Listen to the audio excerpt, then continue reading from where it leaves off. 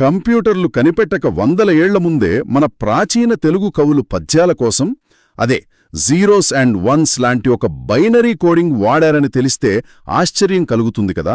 మనందరికీ ఎంతో క్లిష్టంగా భయంగా అనిపించే తెలుగు ఛందస్సును సులభమైన చిత్రాల ద్వారా నేర్చుకోవడం. ఇల్లు కట్టడానికి బ్లూప్రింట్ ఎలాగో అవును, పద్యానికి ఛందస్సు అలాగనమాట. ఒక పద్యం లయబద్ధంగా ఉండాలంటే ఈ ఛందస్సు బ్లూప్రింట్ కూడా అంతే అవసరం. అసలు ఈ ఛందస్సు అనే పదం వెనక ఉన్న అర్థాన్ని గమనిస్తే ఇది ఛద్ అనే ఒక ప్రాచీన సంస్కృత ధాతువు నుండి పుట్టింది. ఓహో, ఛద్ అంటే? ఛద్ అంటే ఆనందం లేదా ఆహ్లాదమని అర్థం. మనమొక పద్యం చదివినప్పుడు మనసుకు ఒక విధమైన లయబద్ధమైన ఆనందం కలుగుతుంది కదా, దానికి మూలకారణం ఈ ఛందస్సే. ఇక్కడ ఆశ్చర్యకరమైన విషయమేంటంటే ఈ ఛందస్సు మొత్తం ద్విసంఖ్యామానం అంటే బైనరీ సిస్టంపై ఆధారపడి ఉంటుంది. బైనరీ సిస్టమ్ అంటే కంప్యూటర్ కోడింగ్ కదా. అంటే మన ప్రాచీనులు అప్పట్లోనే కేవలం 2 కొలమానాలతో దీన్ని డిజైన్ చేశారన్నమాట. అద్భుతం. అవును, 2 ప్రధాన అక్షరాలు లేదా 2 కొలమానాలు. ఆ 2 కొలమానాలే లఘువు మరియు గురువు. ఏంటంటే పద్యమనే సాఫ్ట్వేర్ నడవడానికి ఈ లఘువు గురువులే కోడింగ్ భాషనమాట. అయితే నాకో డౌట్. ఒక అక్షరాన్ని చూసి అది లఘువా లేక గురువా అని ఎలా గుర్తిస్తారు? లాజిక్ ఏంటి? ఆ లాజిక్ అంతా మాత్ర అనే చిన్న పదంలో దాగి ఉంది. మాత్ర అంటే కాలాన్ని కొల్చే ప్రమాణం. కాలాన్ని కొలవడం అంటే సెకండ్స్ లాగానా? దాదాపుగా. ఒక అక్షరాన్ని పలకడానికి మనం ఎంత సమయం తీసుకుంటున్నామో అనే దాని ఆధారంగా అది లఘువా గురువా అనేది నిర్ణయిస్తారు. దీన్ని మనం మన నోటిలో ఉండే ఒక ప్రొనౌన్సియేషన్ టైమర్గా భావించవచ్చు.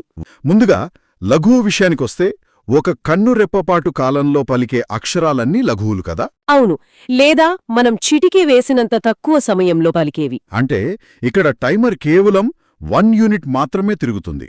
వీటినే వ్యాకరణంలో హ్రస్వాలు అంటారు, పొట్టిగా పలికే అక్షరాలు. ఉదాహరణకు ఆమల అనే పదం తీసుకుంటే ప్రతి అక్షరం పలకడానికి ఒక్కొక్క మాత్ర కాలమే పడుతుంది. కరెక్ట్. ఇక్కడ ఎక్కడా శ్వాసను పొడిగించాల్సిన అవసరం లేదు కాబట్టి ఈ 3 లఘువులే. ఇక రెండవ ప్రమాణం గురువు. కన్ను రెప్పపాటు కన్నా ఎక్కువ సమయం అంటే 2 మాత్రల కాలం పలికే అక్షరాలన్నీ గురువులు. అంటే దీర్ఘాలు లేదా శ్వాసను పొడిగించి పలికే అక్షరాలన్నీ గురువులే. ఈ లఘువు గురువుల ప్రాథమిక వ్యత్యాసం చాలా లాజికల్గా ఉంది. కాని ప్రాక్టికల్గా ఆలోచిస్తే పద్యంలోని అక్షరాన్ని చూడగానే విద్యార్థులు త్వరగా ఎలా చెప్పాలి?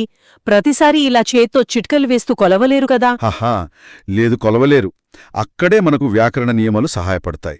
గురువులను ఇట్టే గుర్తించడానికి ఒక 7 ముఖ్యమైన నియమాలను ఇచ్చారు. 7 నియమాలా? వినడానికి కొంచెం కష్టంగా ఉందే. అస్సల్లేదు.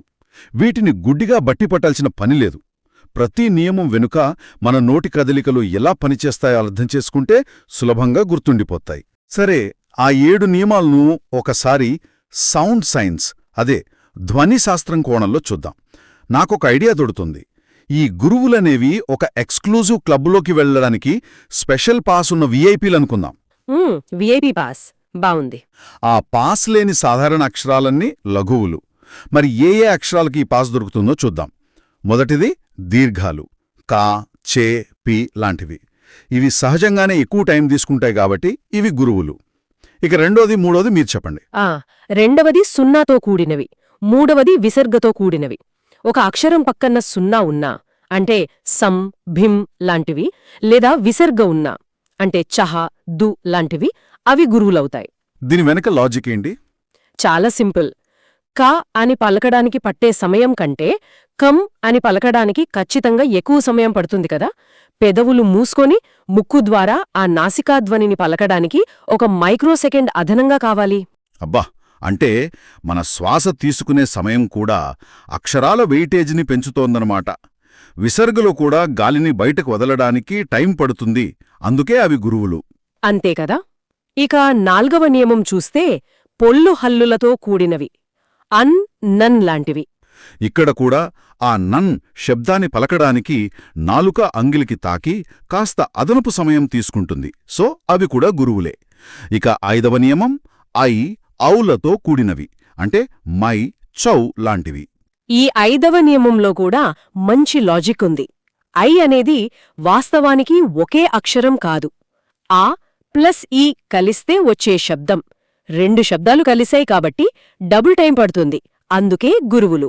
వావ్, ఇదంతా భౌతిక శాస్త్రంలా ఉంది. సరే, ఇప్పుడు అత్యంత కీలకమైన 6, 7 నియమాలకు వద్దాం. ఇక్కడే విద్యార్థులు ఎక్కువ కన్ఫ్యూజ్ అవుతుంటారు. 6వ నియమమేంటంటే ద్విత్వాక్షరమునకు ముందున్నవి గురువులవుతాయి.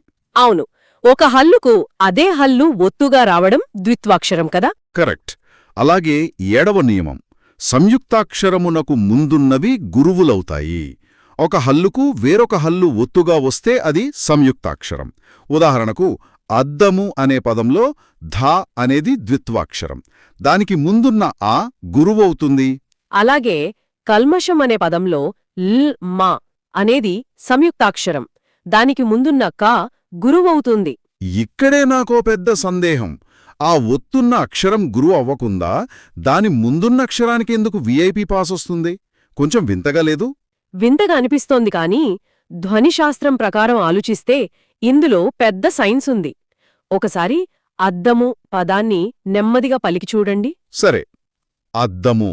ఆ గట్టి ధ అనే ఒత్తుని పలకడానికి మన నాలిక నోటిపై భాగాన్ని బలంగా నొక్కిపట్టి ఒక క్షణం ఆగిపోతోంది. పట్టుకున్నారు. ఆ ఆగిన సమయమంతా ఎవరిమీద పడుతోంది? దాని ముందున్న ఆ అనే అక్షరం మీదే కదా. ఆ ఒత్తిడి వల్లే ఆ పలకడానికి ఎక్కువ సమయం పట్టి అది ఆటోమేటిక్గా గురువైపోతుంది. వావ్!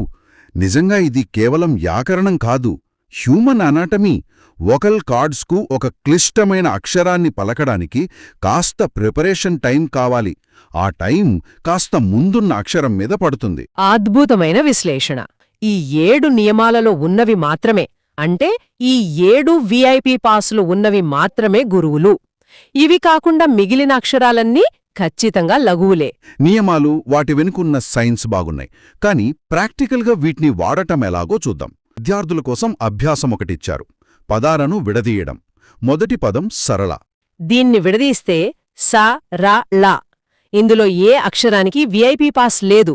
అన్నీ హ్రస్వాలే. దీర్ఘాలు లేవు, ఒత్తులు లేవు. కాబట్టి 3 లఘువులు వరుసగా వస్తాయి. రెండవ పదం ధేనుహు. ఇక్కడ ధే అనేది దీర్ఘం కాబట్టి గురువు. నుహ్ అనేది విసర్గతో ఉంది కాబట్టి అది కూడా గురువే. కనుక 2 గురువులు వస్తాయి. మూడవ పదం మస్తు. గమనిద్దాం, ఇక్కడ స్తు సంయుక్తాక్షరం. మన లాజిక్ ప్రకారం దాని ముందున్న అక్షరంపై ఒత్తిడి పడుతుంది కాబట్టి మా అనేది గురువవుతుంది. మరి స్తూ పరిస్థితి ఏంటి? దానికి ఎలాంటి దీర్ఘం లేదు కాబట్టి అది సాధారణ లఘువే. సో ముందు గురువు, ఆపై లఘువు. అలాగే 4వ పదం కన్యక. ఇందులో న్యా సంయుక్తాక్షరం. దాని ముందున్న క గురువు. న్యాకు దీర్ఘం లేదు కాబట్టి లఘువు, చివరికా కూడా లఘువు. అంటే ఒక గురువు, 2 లఘువులు. ఇందులో కొన్ని క్లిష్టమైన పదాలను ఎలా విడదీయాలో చూపించారు. ఇదొక అడ్వాన్స్డ్ సిలబల్ స్ప్లిటర్ లాంటిది. అవును. ఉదాహరణకు ధర్మపురి చూద్దాం. రర్మ సంయుక్తాక్షరం వల్ల ముందున్న ధా గురువవుతుంది. మిగిలిన రర్మ, పు, రీలన్నీ లఘువులే. కాని నాకు దుర్మార్గుడు అనే పదం కాస్త తికమకబెడుతోంది. దాన్ని విడమర్చి చూద్దాం. ర్మాకు ముందున్న దు గురువు. ఇక ర్మా సంగతి చూస్తే అది దీర్ఘంతో ఉంది. పైగా దాని తర్వాత రుగు అనే సంయుక్తాక్షరం కూడా ఉంది. ఓహో, అంటే దానికి డబుల్ విఐపి పాస్ ఉందన్నమాట. దీర్ఘముంది, పక్కన ఒత్తిడి కూడా ఉంది. కాబట్టి ర్మా కూడా గురువే. అంతే. తర్వాత ఉన్న రుగుకి దీర్ఘం లేదు, దాని ఒత్తిడి వెనక్కి వెళ్ళిపోయింది కాబట్టి అది లఘువు. చివరగా డు కూడా లఘువే. ఈ నియమాలు ఎంత ఖచ్చితంగా పనిచేస్తాయో ఇక్కడ అర్థమవుతోంది. అంటే ఇప్పుడు మన దగ్గర లఘువులు, గురువులు అనే ఇటుకలు సిద్ధంగా ఉన్నాయి. ఇవి విడివిడిగా ఉంటే అక్షరాలు. మరి వీటిని గ్రూప్గా చేస్తే అప్పుడు వాటిని గణాలంటారు కదా. అవును, లఘు గురువుల సంఖ్యను బట్టి ఈ గణాలను నిర్ణయిస్తారు. ఒకే అక్షరమున్న గణాలు తీసుకుంటే అది లఘువైతే లగణం, గురువైతే గగణం. అదే 2 అక్షరాలైతే 2 లఘువులుంటే లలం, 2 గురువులుంటే గగం. ఒక గురువు తర్వాత లఘువు వస్తే అది హగణం, ఒక లఘువు తర్వాత గురువు వస్తే దాన్ని వగణం అంటారు. ఇవి చాలా సింపుల్. కానీ 3 అక్షరాల గణాలున్నాయి కదా. భ, జ, స, య, ర, త, మ, న. ఇవి వినగానే చాలామందికి తలదిరిగిపోతుంది. ఏది ఎక్కడ వస్తుందని బట్టీ పట్టి విసిగిపోతారు. నిజమే. విద్యార్థుల సమయాన్ని ఆదా చేసే ఒక అద్భుతమైన ట్రిక్ ఉంది. అదే మిర్రర్ మ్యాట్రిక్స్ ట్రిక్. అక్షరాల అమరికలో ఎంత బ్యాలెన్స్ ఉందో అందులో కనిపిస్తుంది. అవును, నేను ఆ పట్టిక చూసి ఆశ్చర్యపోయాను. లాజిక్ భలే ఉంది. భాగణం అంటే మొదటి స్థానంలో గురువు ఉండి తర్వాత 2 లఘువులుంటాయి. దీన్ని మనం అద్దంలో చూస్తే అంటే రివర్స్ చేస్తే మొదటి స్థానంలో లఘువు వచ్చి తరువాత 2 గురువులు వస్తాయి కదా. పర్ఫెక్ట్. అదే యగణం. భగణంకి వ్యతిరేకం యగణం. అలాగే జగణంలో మధ్యలో గురువు ఉంటుంది. దానికి ఎదురుగా అద్దంలో చూస్తే రగణం వస్తుంది. అందులో మధ్యలో లఘు ఉంటుంది. అద్భుతం! ఇదే లాజిక్ మిగతా వాటికి కూడా వాడొచ్చు. సాగణంలో చివరన గురువు ఉంటుంది. దానికి రివర్స్ తాగణం. అందులో చివరన లఘు వస్తుంది. ఇక మగణమంటే 3 గురువులే.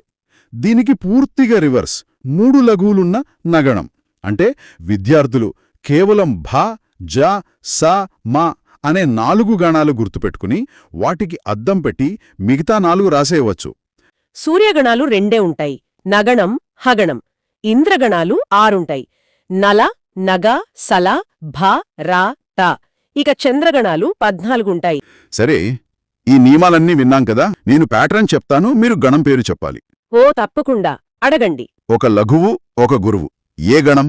ఇది 2 అక్షరాల గణం. లఘువు తర్వాత గురువు వచ్చింది కాబట్టి వగణం. కరెక్ట్. మరి 3 గురువులే వరుసగా వస్తే? ఓ అంటే విఐపీల గ్యాంగ్ అన్నమాట. 3 గురువులు అంటే మగణం. పర్ఫెక్ట్. ఛందస్సు నిర్మాణం. ఈ ఒక్క పిరమిడ్ చిత్రంలో ఛందస్సు వ్యవస్థ మొత్తం ఎలా దాగి ఉందో మనం గమనించాలి. ఆ పిరమిడ్ని ఎలా అర్థం చేసుకోవాలి? పునాది స్థాయిలో అక్షరాలు ఉంటాయి. ఆ అక్షరాలను పలికే కాలాన్ని బట్టి లఘువులు, గురువులు ఏర్పడతాయి. ఈ లఘు, గురువులను కలిపి ఇటుకల్లా పేర్చడం వల్ల గణాలు తయారవుతాయి. ఈ గణాలను ఒక నిర్దిష్టమైన క్రమంలో పేర్చడం ద్వారా పద్యం ఆవిర్భవిస్తుంది. వావ్! ఎంత అద్భుతమైన ప్రయాణం! మన ప్రాచీన తెలుగు కవులు కేవలం భావాలను మాత్రమే చెప్పలేదు. పద్యాలను రాయడానికి గణాలు, మాత్రలు అనే ఒక అద్భుతమైన గణిత శాస్త్ర లేదా ఆల్గారిథమిక్ పద్ధతిని వాడారు. మరిన్ని ఆసక్తికరమైన మరియు సులభమైన విద్యా విషయాల కోసం SSV thoughts inspire channel subscribe చేయండి, లైక్ చేయండి, కామెంట్ చేయండి. Thank you.